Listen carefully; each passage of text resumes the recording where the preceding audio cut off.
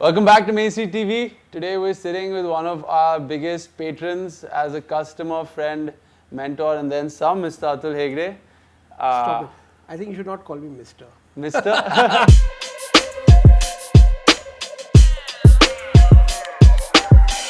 We're here outside a door again. That can only mean one thing. We're here to look at another closet.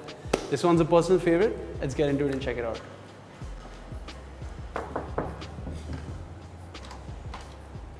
How's it going? Hey, I hope everybody's vaccinated. Everyone's vaccinated. Can we come in? Come in. Thank you.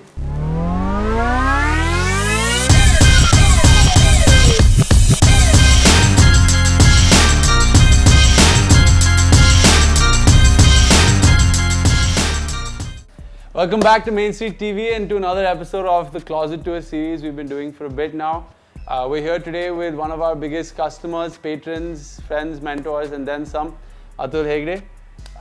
You are an investor, entrepreneur, business owner, and I guess pretty intense sneakerhead. Absolutely. I think today we shall only talk about the sneakers. Today only about sneakers. Absolutely. I am gonna jump into this with the very natural question being, where did you get into shoes from?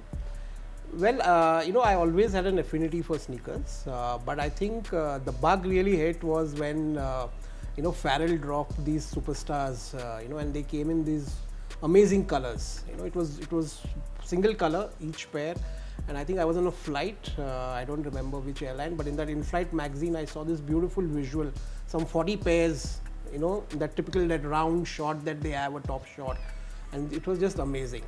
And I read it and it said it's available in Adidas. Went to Linking Road and actually picked it up.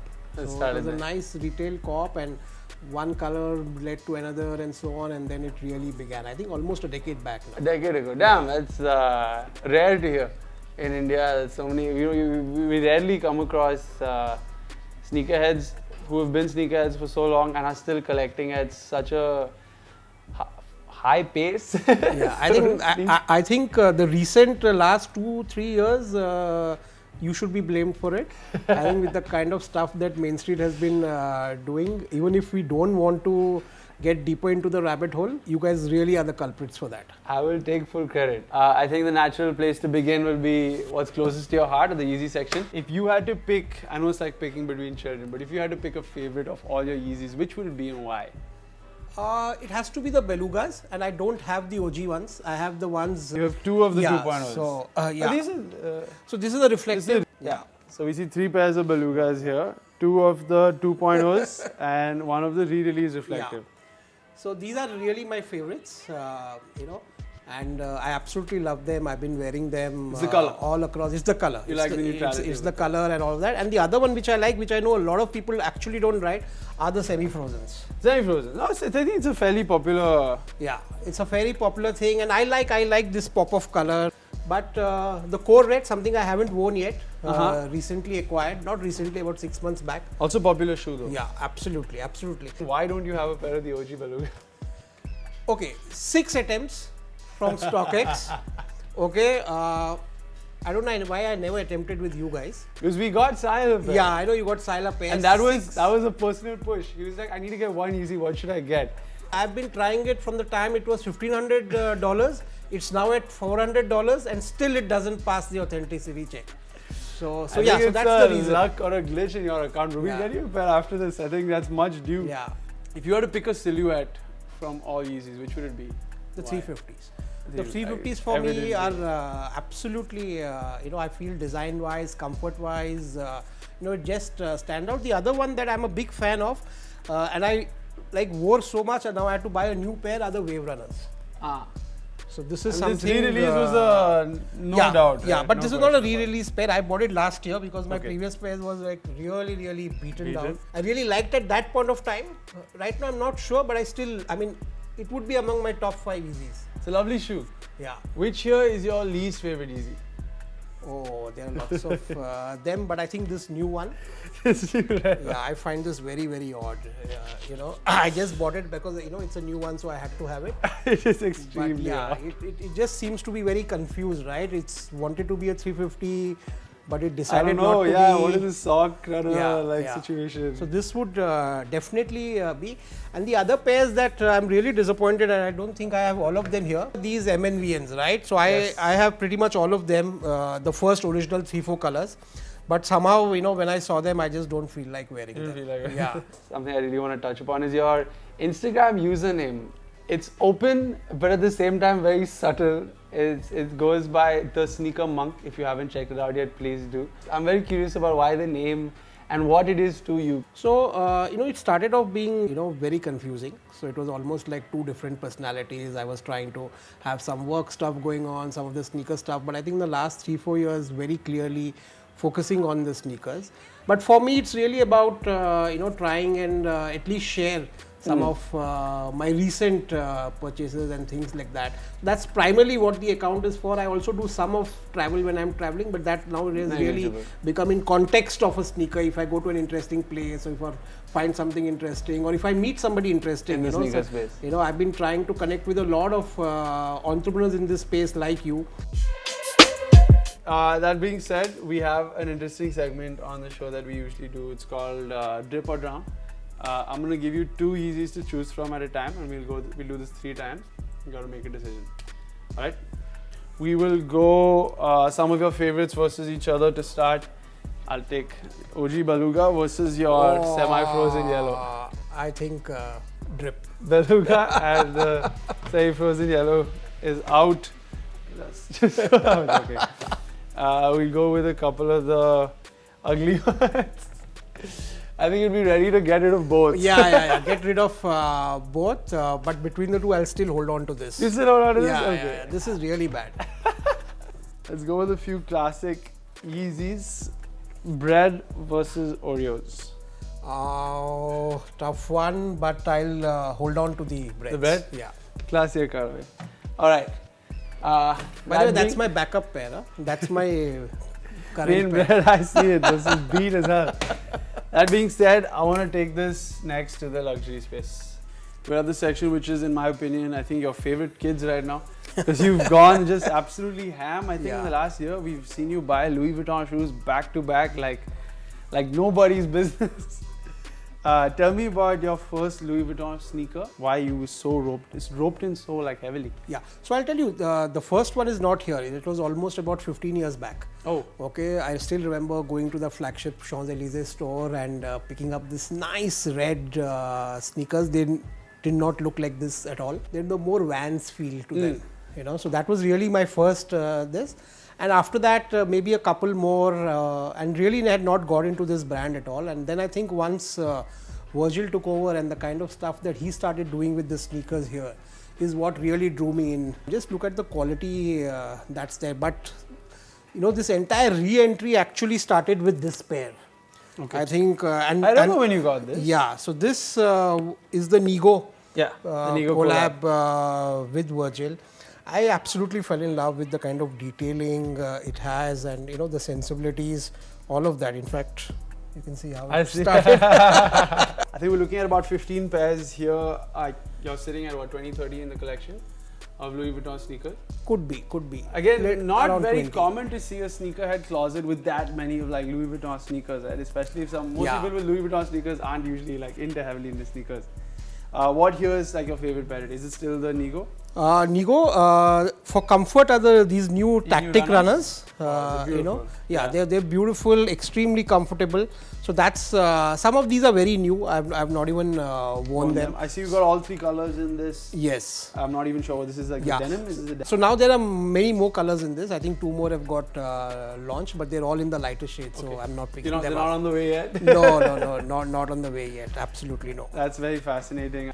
What's something else you're looking forward to from Louis Vuitton? I'm waiting like how everybody else is waiting for the Air Force Ones to drop. You didn't place a bid at Sotheby's? I did. I was outbid in the first hour. And the auction was for 20 days. So you can imagine what it finally went for. I see that is a little bit touched upon other luxury product. We see some Balmain, there's Bottega Veneta, some Versace, and then a little bit of Gucci. What's your favorite brand aside from Louis Vuitton in this space? Actually, none of them. You know, it's really depends. I mean, this is something which I've thought was just amazing design-wise, right? The Bama, yeah. So yeah, so this is something that I had to pick up just for how different they are. Yeah. I'm waiting for the next one. So this is the Be Bold series. I don't know what the next ones are called. Yeah, this again just found it to be a very unique piece. This looks like it's easy to travel with. It packs. Yeah. I'm assuming it packs very You can pack it like that. Yeah, actually, you will love this. You know. Something easy. This is a pair that you can wear for the next 10 years now. I think it's time to retire those. Time to retire. I don't know, not yet. Final section of your closet, which is surprisingly the smallest. Like I said, most sneakerheads, you know, the Nike section is significantly larger, just given the varieties of silhouettes, right? How come there is like a lower affinity towards Nike here? I think I love the Dunks. Okay, within that I quickly realized that I actually love the SB Dunks and not the Dunks. Yeah, the thicker dunk. Yeah, the thicker Dunks, much more comfortable. Jordan somehow I've never taken fancy to. You know, I just feel that there's nothing extraordinary. But I've never understood the hype.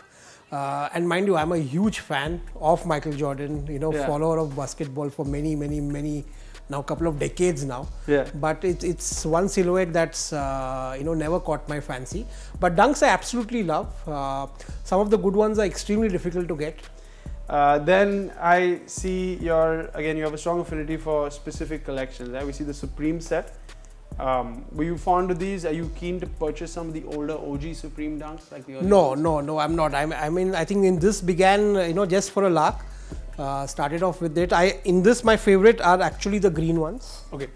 The mean greens, as they call them. Mean green. This is really strong pop of color. Yeah, strong pop of color. I think we can tell by theme you like this sort of pop of color. Yeah, right? Whether it's absolutely. Orange, yellow, green. And then it's just that, you know, and again I think most of this is from you guys itself, where I was able to actually build the collection.